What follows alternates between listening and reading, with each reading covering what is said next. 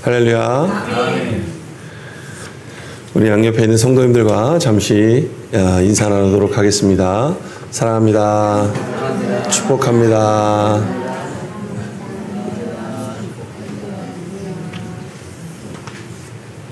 한 주간도 평안하셨나요? 네. 날씨가 많이 덥죠? 네. 네. 오늘 잠깐 이렇게 본당을 지나가는데 어제 새벽에 에어컨을 틀었는지 안 틀었는지가 관심이더라고요. 네. 더우신 분들은 틀고 주무셨고, 이상하게 저희는 잠잘 때 에어컨을 틀면 꼭 돈이 막 새 나가는 것 같아가지고 낮에 뜨거울 때는 트는데 잠잘 때는 못 틀겠더라고요, 이상하게. 그래서 문 활짝 열어놓고 선풍기 틀고 이렇게 자긴 하는데 더 더워지면 좀 틀어야 될 것 같습니다. 너무 날씨가 뜨거워서 다들 건강 유의하시고, 너무 덥게 사지 마시고 시원하게 여름을 잘 나시길 바랍니다. 네. 오늘 말씀은 우리가 아는 바로 재물 많은 청년이 나오는 사건입니다. 너무 유명한 사건이라서 요한복음을 제외한 이 공간복음, 마태복음, 마가복음, 누가복음에 모두 다 등장하는 이 사건이 바로 재물 많은 청년의 이야기입니다. 특별한 것은 이 모든 이 성경의 말씀을 종합해 보면 조금씩 차이가 있지만 공통점이 있습니다. 이가 부자라는 것과 청년이라는 것과 재물이 많다는 것, 관리였다라는 것, 그리고 특별히 오늘 말씀처럼 영적 갈증이 있었다라는 것이 공통적인 특징입니다. 그래서 오늘 말씀 중에는 이 사람을 그냥 청년, 부자 청년이라고 칭하며 부르도록 하겠습니다. 이 청년은 예수님께 와서 이렇게 질문을 했습니다. 선한 선생님이여, 내가 무엇을 하여야 영생을 얻을 수 있습니까? 라고 이렇게 질문을 하였다라는 것이죠. 영생에 대한 질문이라는 것은 구원에 관한 질문과도 같은 것입니다. 사람들을 보면 되게 어떻게 하면 내가 더 부자로 더 잘 살 수 있을 것인가 라는 것을 고민하기 마련인데, 이 청년은 그 이상의 것을 바라보고 있다라는 것이죠. 참으로 놀랍고 심오한 생각들을 가지고 살아가는 청년이었습니다. 이 청년은 부자였지요. 그러나 자기의 삶에서 영적 만족을 누리지 못한 삶을 사는 것 같습니다. 그리고 특별하게 이 영적인 이 질문이 자신의 인생 가운데 너무나 중요한 것 같이 느껴지는 부분이 바로 오늘 말씀에 보면 예수님이 지나가시는 것을 보고 급하게 달려와서 그 앞에 무릎을 꿇고 그 영적인 질문을 하고 있다라는 것입니다. 이 청년은 그렇게 영적인 만족을 누리지 못하고 있죠. 부자가 되는 것으로 그런 문제가 해결될 수 있다면 인생은 아주 간단합니다. 열심히 돈을 벌면 되고 아끼고 안 쓰면 됩니다. 그리고 잘 모아놔서 부자의 기준이 무엇인지 모르겠지만 부자로서 영적을 만족을 느낄 수 있기 때문이죠. 구원도 부자로서 바라볼 수 있을 것입니다. 그러나 재물과 소유는 이 세상을 다른 사람들보다 조금 더 편리하게 살아가는 데 도움을 줄 뿐이라는 것입니다. 그것이 전부인 것처럼 거기에 우리 영혼을 걸어둔다면 참된 만족을 얻을 수 없게 될 것입니다. 며칠 전에 세탁기를 바꿨습니다. 오랫동안 쓰던 세탁기가 고장나서 이제 더 이상 모터가 돌아가지 않더라고요. 결혼할 때 마침 유선우 권사님이 베트남을 가신다고 해서 그 세탁기 놔달라고 하면서 잠깐 동안 쓰다가 더 낡아지면 새 거를 구입해야지라고 생각하고 받아서 쓴 지 벌써 12년을 썼더라고요. 그리고 이제 고장 났습니다. 그래서 새 제품을 사서 세탁기를 돌려보니까 원래 세탁기가 이렇게 조용한 건지 그때 처음 알았습니다. 조용하고 너무 잘 빨리는 거예요. 최신식이라서 기능도 많고. 그래서 제가 매일 세탁하는 것은 아니지만 세탁기를 구입하고 나니까 너무 기분이 좋다라는 것이죠. 그런데 지금은 아무 감정이 없습니다. 세탁기가 돌아가던 말던 그것이 새 거건 말건. 요즘에 휴대폰이 참 새로 나오는 계절이에요. 그래서 삼성에서 새로운 휴대폰을 막 내보내곤 하는데 처음에 이 휴대폰을 바꿀 때 참 기분이 좋습니다. 그리고 여러 새로운 기능들을 확인하게 되고 그것을 어떻게 했을까 생각하지만 시간이 좀 지나면 그냥 전화하고 카톡하는 것밖에 사용하지 않는다는 것이죠. 부모님으로부터 분리해가지고 처음 이렇게 아파트라는 곳에 들어가 이제 살게 되었습니다. 너무나 기분이 좋았습니다. 정말로 기분이 날아가는 것 같았는데 시간이 지나니까 그냥 집입니다. 그리고 언젠가는 이사 가야 하는데 라고 하는 걱정을 하게 된다는 것이죠. 이 말씀을 왜 드리냐면 우리가 소유의 영혼을 걸어둔다면 만족은 결코 영원할 수 없다라는 것입니다. 즉 참된 만족을 얻을 수 없다라는 것이죠. 이 청년이 영생을 구한 것은 박수 쳐줄 만한 일이지만 질문의 방향이 잘못되었습니다. 그의 질문은 무엇이었습니까? 무엇을 하여야 되는가 하고 물었다라는 것이죠. 그는 영생 또는 구원을 행위로 얻는 것이다 라고 생각을 하고 있었다라는 것입니다. 그러나 청년의 질문의 방향이 잘못되었지만 예수님은 일단 이 청년의 기대하는 방식으로 그것을 말씀해 주시는데 10계명 중 7가지 계명을 열거하시면서 그에게 말씀을 하십니다. 그런데 그 청년은 대대로 율법을 준수하며 살아왔던 모태신앙의 삶을 살았던 것 같아요. 그가 어렸을 때부터 이 계명을 다 잘 지켰다고 말합니다. 그래서 이렇게 자신 있게 대답합니다. 선생님이요, 이것은 제가 어렸을 때부터 다 지킨 계명입니다. 이 사람은 아마 2가지 생각을 하였을 것입니다. 먼저는 자기의 삶을 되돌아보며 예수님이 말한 것처럼 내가 참 모범적인 삶을 잘 살았구나 라고 생각했을 것이고, 또 하나는 예수님이 뭔가 결정적인 중요한 이야기를 해주실 줄 알았는데 별것 없네 하고 실망했을지도 모른다라는 것입니다. 그런데 예수님은 어릴 때부터 율법을 잘 지키고 산 이 경건한 청년, 이 청년을 좋게 보셨습니다.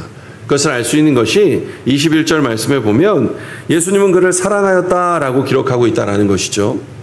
여기서 사랑의 의미는 부족하나마 나름대로 영적에 대한 관심을 갖고 계명을 지키기를 힘쓰고 살아왔던 그 청년에 대해서 칭찬하는 의미로 우리가 받아들일 수 있다는 것이죠. 이렇듯 사랑하지 않는다면 대충 몇 마디 던져주고 그냥 지나갔으면 됐을 텐데 예수님은 이 청년이 전혀 예상하지 못한 차원의 말씀을 전해주고 계신 것을 우리가 보게 됩니다. 그것이 무엇이냐면 바로 재물을 모두 처분해서 가난한 사람들에게 준 다음에 나를 따르라 라고 하셨다라는 것이죠. 그런데 이 청년이 뭡니까? 재물이 많다라고 말씀하고 있죠. 그런 거로 슬픈 기색을 하고 근심하며 예수님을 떠났다라고 오늘 말씀이 마무리가 됩니다. 좀 안타까운 이야기입니다. 귀한 질문을 할 줄도 알고 또한 예수님으로부터 관심도 받고 칭찬도 받았고 나름 인정받기도 했는데 이제 오히려 고민거리만 남고 세상을 살아가게 됐다라는 것이죠. 이 청년은 나중에 진리를 깨닫고 예수님을 다시 찾아왔을까요? 아니면 이것으로 예수님과의 인연이 끊어지고 말았을까요? 어떤 주석가들은 나중에 찾아왔을 것이다 라고 이렇게 얘기하는 사람들도 있더라고요. 그러나 오늘 말씀의 취지는 돌아오지 않았다 라는 것에 맞춰져 있습니다. 이 말씀을 남의 이야기로만 듣는다면 그저 흘려버릴 수도 있는 말씀입니다. 그러나 우리 자신이 예수님의 요구 앞에 서야 하는 경우라면 말이 달라집니다. 우리는 근심할 것이고 또한 슬퍼할 것입니다. 어떻게 해야 할지 갈피를 잡지 못할 것입니다. 솔직하게 말해서 우리는 우리의 재산을 모두 처분할 자신이 없습니다. 가난한 사람들을 위해서 재산을 처분하는 요구가 불편하게 들립니다. 그런데도 우리는 여전히 예수님을 믿고 있지 않습니까? 생각해보면 그게 참 이상한 일이지 않습니까? 본문의 부자 청년은 재물에 시험이 들어서 예수님을 떠났는데 우리는 아무런 말씀도 들은 적 없는 척 시치미를 떼고 예수님 곁에 머물러 있다라는 것입니다. 물론 오늘 말씀에 나와 있는 것처럼 재물 문제로 인해서 우리 약점을 지적하려는 것은 아닙니다. 이건 저를 포함하여서 기독교인들 모두에게 그 모든 신앙 양심에 똑같이 적용되는 문제다라는 것을 말씀드리고자 하는 것입니다. 사실 재산을 모두 처분한다는 것은 공산주의 사회에서도 불가능한 일이죠. 현존하는 공산주의 사회에서도 개인의 소유를 다 인정해주고 있기 때문입니다. 그리고 예수님을 따르는 사람들이 모두 절대적으로 빈곤하거나 또한 모든 소유를 포기하지 않았다라는 것이죠. 2000년 기독교 역사에서도 마찬가지입니다. 로마 가톨릭 사제나 또한 수도사 수도사들을 보아도 그것이 가능했을까? 이렇게 생각하고 살펴보면 처음에는 시도해 보다가 나중에는 재산이 형성이 됩니다. 왜일까요? 사제들은 가족이 생기니까 재산을 축적할 수밖에 없습니다. 자녀들에게 물려주고 싶어서. 그래서 생긴 것이 금혼 정책입니다. 요즘 신부들이 결혼하지 않지 않습니까? 그 시작이 바로 이런 재산에 대한 축적을 막기 위해서 금혼을 시킨 것이죠. 또한 수도승들도 재산이 없이 자급자족하는 삶을 살았습니다. 그러나 자급자족하는 공동체가 많이 늘어나면서 땅을 소유하게 되고 또한 수확이 많아지면 그 재물을 축적하게 되고 자연스럽게 재산이 형성되어 갔다라는 것이죠. 세상에서 가족과 함께 살아가는 성도들에게는, 특별히 자본주의 시대를 살아가는 우리들에게는 무소유로 살아간다는 것 자체가 불가능한 일입니다. 가족과 먹고 살아야 하고 자식 교육도 시켜야 하고 노후를 준비하려면 적지 않은 돈이 필요하기 때문이지요. 국가가 이 모든 단어를 보장해 주질 못합니다. 이러한 현실에서 재산을 모두 처분하다라는 이 성경의 말씀은 고지고대로 실천하기가 어렵다라는 것입니다. 그렇지만 오늘 본문에 부자에게 주신 예수님의 말씀을 허투루 들을 수는 없다라는 것이죠. 이것이 기독교인들의 딜레마라는 것입니다. 재산을 버리고 주님을 따르라는 명령과 그것이 불가능하다는 현실 사이에서 혼란스러워하거나 긴장하고 있다라는 것이죠. 그렇다면 예수님은 왜 우리에게 이런 말씀을 주시는 것일까? 날마다 마음의 짐을 가지고 살아가라 라고 주시는 것입니까? 어떻게 해야 할지 혼란 속에서 살아가라 라고 주시는 말씀입니까? 아니면 아무 부담 갖지 말고 이것은 그저 성경에 나오는 이야기일 뿐이야 라고 생각하고 나는 모르겠다 라고 하고 살아가라고 주신 말씀입니까? 오늘 이 의문을 가지고 본문의 말씀을 같이 살펴보기를 바랍니다.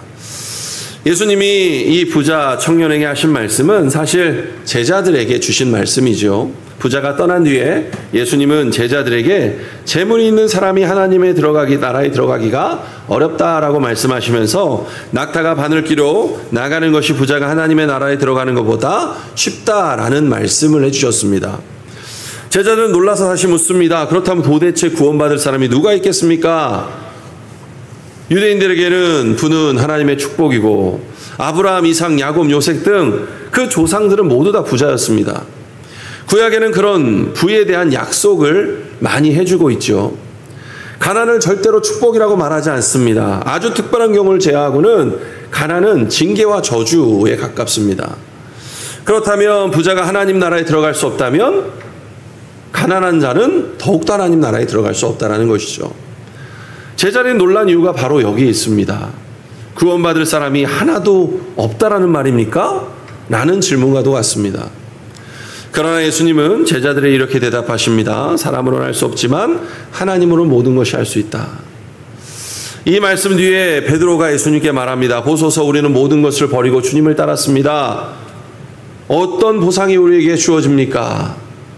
주님은 나와 복음을 위해서 집과 형제, 자매, 부모, 자식, 땅을 버린 사람은 이 세상에서 100배의 축복을 받고 저 세상에서는 영생을 받는다라고 말씀해 주셨습니다.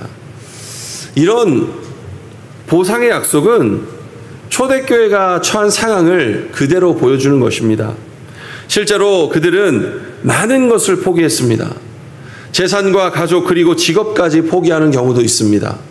유대인들의 핍박하고 로마가 정치적으로 억압하는 이 삶에서 생존을 위협하여 끊임없이 무언가를 포기하고 살아갈 수밖에 없었던 사람들이 바로 초대교회 사람들이었다는 것이죠. 초대교인들은 왜 편안하게 살고 싶지 않았겠습니까? 왜 자식들을 공부 잘 시켜 출세하고 싶은 꿈을 꾸지 않고 살았겠습니까? 그들은 고난을 즐긴 것이 아닙니다. 세상의 모든 것이 보기 싫어서 피하여 운둔 생활한 자들이 아닙니다. 그들은 가족과 함께 살면서 이 세상에서 열심을 다해 일하고 행복하게 살고 싶어하는 평범한 사람들이었다는 것이죠. 그러나 그들은 율법주의와 황제 숭배의 요구만큼은 받아들일 수 없었다라는 것입니다. 왜 그렇습니까? 주님께서 오늘 말씀하셨던 것처럼 나를 따르라 라고 말씀하셨기 때문입니다. 기독교의 신앙의 특성이 바로 이 명령에 있습니다. 기독교 신앙은 예수님을 따르라 라고 말씀하고 있다는 것이죠. 예수님을 따르라는 말은 곧 예수님만 따르라는 말과도 같다라는 것입니다. 예수님도 따르고 율법이나 황제 숭배도 겸해서 따르라는 말이 아닙니다. 이것도 좋고 저것도 좋다라는 말이 아닙니다. 이것이냐 아니면 저것이냐 둘 중을 하나를 선택하라는 것입니다. 이런 신앙으로 인해 초대교회인들은 세상에서 많은 것들 포기하며 살아야 했습니다. 그렇다고 해서 예수님을 믿는 이 사람을 세상의 모든 일과 완전히 단절되라 라고 말씀하는 것은 아닙니다. 건강한 기독교 신자라면 어느 한순간에도 세상에 대한 책임을 포기한 적이 없고 또한 포기해서는 안 되기 때문입니다. 요한복음 3장 16절에 하나님이 세상을 이처럼 사랑하셨다라는 이 말씀과 그로 인하여 독생자를 주셨다라는 사실을 믿음으로 받아들이는 자는 그 교회는 세상을 절대로 부정할 수 없기 때문입니다. 그렇기 때문에 세상 가운데서 예수님을 따르는 일이 오히려 기독교인들에게는 너무나도 힘든 일이라는 것입니다. 오늘 말씀에서도 부자 청년에게 예수님이 하신 이 마지막 말씀, 그것은 바로 나를 따르라 라는 거였다라는 것입니다. 재물을 버려라 라는 말씀보다 나를 따르라 라는 말씀이 핵심이라는 것이죠. 이 말씀은 제자들을 부르실 때 하신 내용과 똑같습니다. 이 말씀으로 예수님은 제자들을 바라보며 나를 따르라 라고 말씀하셨습니다. 베드로는 그물을 버려두고 따랐고 야고보와 요한은 아버지와 품꾼을 버려두고 예수님을 따랐습니다. 마태는 어떻습니까? 세리장에 이 서랍을 집어 던지고 예수님을 따라가지 않았습니까? 그러나 본문의 부자는 예수님을 따르는 게 아니라 근심하며 떠나갔다라고 말합니다. 제자들과 정반대의 선택을 했다라는 것입니다. 이 부자의 문제가 무엇일까요? 재물에 대한 욕망 때문이겠습니까? 그럴 수도 있습니다. 그러나 이 욕망에서 자유로울 사람은 아무도 없다라는 점에서 그것은 근본적인 문제는 아니었다라는 것입니다. 그러나 재물이 그에게 짐이 되었다면, 그것이 전부가 되었다면, 그것이 하나님을 절대적으로 의지하지 못하게 하는 걸림돌이 되었다면 그것은 큰 문제가 되었다라는 것입니다. 제 주변에 목사님들 중에 집을 이렇게 사시는 분들이 있습니다. 저는 절대로 집은 사지 마십시오 라고 이렇게 말을 합니다. 목사가 집을 사면 안 되는 겁니까? 라고 이렇게 질문하실 수도 있는데 저는 빚져서 사지 말라라고 말씀드립니다. 집을 사려면 사실 현금을 가지고 온전히 집을 사는 사람들은 부자들밖에 없겠죠. 대부분 집을 살 때는 대출을 껴서 삽니다. 그런데 그 대출이 한두 푼이 아니라는 것이죠.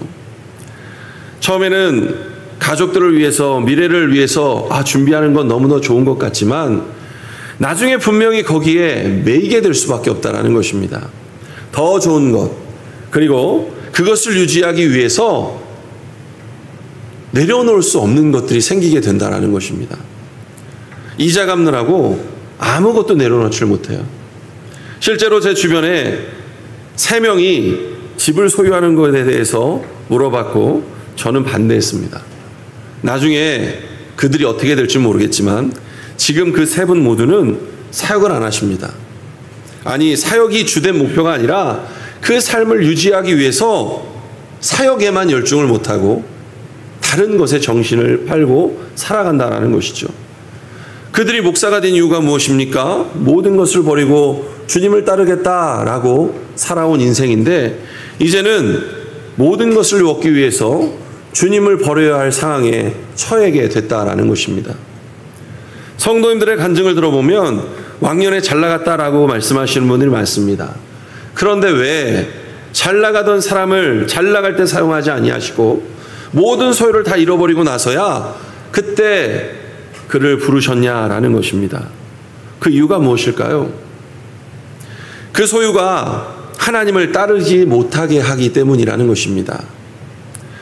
청년은 소유에 절대적으로 묶여있는 자였습니다. 그것이 자기가 살아가는 삶의 이유이고 행위의 근거였다라는 것입니다. 그는 예수님을 따를 수가 없었습니다. 그는 청년이에요. 그 시대에는 청년이 부자가 될 수 있는 방법은 단 한 가지밖에 없습니다. 요즘처럼 유튜브를 개발한 개발자겠습니까? 페이스북을 만든 사람이겠습니까? 그가 부자가 될 수 있는 것은 상속밖에 없습니다. 부모님으로부터 물려받아 살아가는 것. 그는 평생을 그렇게 살아왔습니다. 물질 안에서 소유하는 것이 복되다라고 살아왔다라는 것이죠. 그래서 누가복음 16장 14절에 보면 바리새인들은 돈을 좋아하느니라 라고 말씀합니다. 물질이 없는 저주받은 삶은 상상도 해본 적이 없는 삶이 바로 이 청년의 삶이었다라는 것이죠. 사랑하는 성도 여러분, 오늘 말씀을 그대로 받아 질문을 해보겠습니다. 하나님의 나라에 들어가고 싶으십니까? 그렇다면 그 나라에서 필요 없는 것들에 관심을 적게 갖는 연습을 우리가 해야 합니다. 그것이 무엇일까요? 그것을 일일이 열거하기에는 너무나도 많습니다. 다만 우리가 지금 이 세상에서 걱정 없이 정신없이 구하고 있는 것들이 모두 하나님 나라에서는 무용지물이다라는 것만은 기억하시길 바랍니다. 왜냐하면 하나님 나라에서는 하나님만이 직접 통치하시기 때문입니다. 그렇다면 우리가 하나님 나라에 들어가고 싶다면 어떻게 해야 할까요? 그 나라에서 필요한 것들에 대한 관심을 넓혀 가시길 바랍니다. 그것이 무엇이겠습니까? 그 나라에서는 오직 한 가지만 필요합니다. 그것은 하나님과의 연합, 하나님에 대한 신뢰와 찬양입니다. 어린아이들은 부모님을 절대로 의지하며 살아가지요. 천국은 어린아이들처럼 하나님만을 절대 의존하는 사람들의 것입니다. 오늘 우리의 관심을 그쪽으로 확장시키는 연습이 필요하다라는 것입니다. 아니, 그때 가서 하면 되지 않겠습니까? 여기서 안 되면 거기서도 안 됩니다. 우리가 이 세상에서 살아가는 삶은 우리의 영적인 관심을 하나님께로 집중하기 위한 연습의 장을 살아가고 있다라는 것을 분명히 기억하시길 바랍니다. 사랑하는 성도 여러분, 아직은 우리는 완전하게 하나님 나라에 들어가지 못했습니다. 그렇기에 우리의 세상의 일상에서는 많은 것들이 아직 필요하다라는 것이죠. 우리의 노력 여하에 따라서 또는 여러 가지 방법에 따라서 우리는 그로 인해 재물이 많을 수도 있고 적을 수도 있다라는 것입니다. 그것으로 인해 불편할 때도 있고 때로는 절망적인 일을 자주 겪을 수도 있습니다. 그러나 분명한 것은 그것은 하나님의 나라에 들어가기 전까지 임시로 필요한 것이라는 것이죠. 거기에 우리 인생을 걸고 거기에 우리의 영혼을 건다면 참으로 어리석은 사람들이 될 것입니다.